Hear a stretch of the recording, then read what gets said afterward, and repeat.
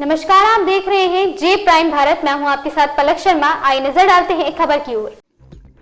खबर उत्तर प्रदेश के गोंडा से है, जहां दिल्ली के सीएम अरविंद केजरीवाल के गिरफ्तारी को लेकर कैसरगंज लोकसभा के सांसद व बाहुबली नेता ब्रजभूषण शरण सिंह ने कहा, जिस तरीके से ईडी लगातार नोटिस दे रही थी और जिस तरीके से अरविंद केजरीवाल के बयान सामने निकल कर आ रहे थे, बार बार ऐसे बयान आ रहे थे जैसे भारत में नहीं है, श्रीलंका में है, बांग्लादेश या म्यांमार में है।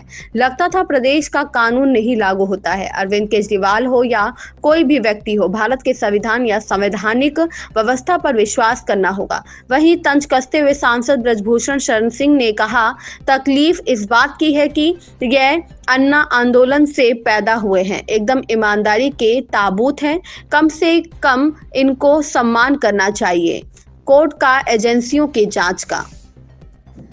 गोंडा से अनिल कुमार साहू की रिपोर्ट। इस तरीके से अरविंद केजरीवाल को ईडी ने गिरफ्तार किया है, आप इसको किस तरह से देख रहे हैं? देखिए, जिस तरीके से ईडी लगातार नोटिस पर नोटिस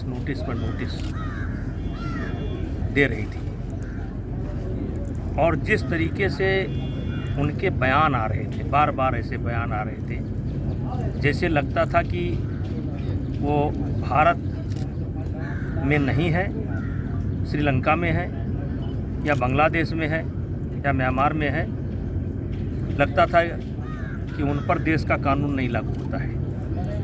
केजरीवाल हो या कोई भी व्यक्ति हो, उसको भारत के संविधान और संवैधानिक जो व्यवस्था है उस पर विश्वास करना पड़ेगा। आप भले आरोप लगावें कि संस्थाओं के ऊपर लगावें, ये आपका अधिकार है, लगाते रहिए, लेकिन आपको भारत के संविधान को मानना पड़ेगा और देश के अंदर जो भी जांच एजेंसियां हैं वो संविधान से ही पोषित हैं, उसी से गवर्न हो रही हैं। और जिस तरीके से केजरीवाल जैसे व्यक्ति ने हल्के ढंग से लिया, हल्के ढंग से, ऐसा नहीं करना चाहिए।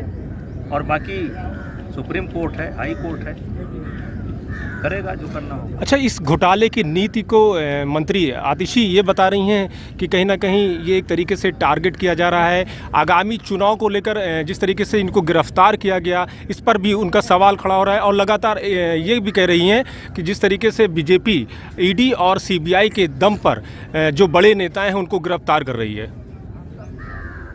सुप्रीम कोर्ट गए थे, हाई कोर्ट भी गए थे, हस्तक्षेप करने से मना कर दिया और इस प्रकरण में शायद 10 या 11 लोग पहले से गिरफ्तार हो चुके हैं। तो ऐसे में जिसके साथ भी होता है तो यही कहता है, लेकिन तकलीफ ये है कि ये अन्ना आंदोलन से पैदा हुए, अन्ना आंदोलन से पैदा हुए और एकदम ईमानदारी की ताबूत है। तो कम से कम इनको सम्मान करना चाहिए था, कोर्ट का, जांच की एजेंसियों का इनका सम्मान करना चाहिए था। और बाकी जो फैसला करेगा कोर्ट करेगा। इस खबर में बस इतना ही। देखते रहें जे प्राइम भारत।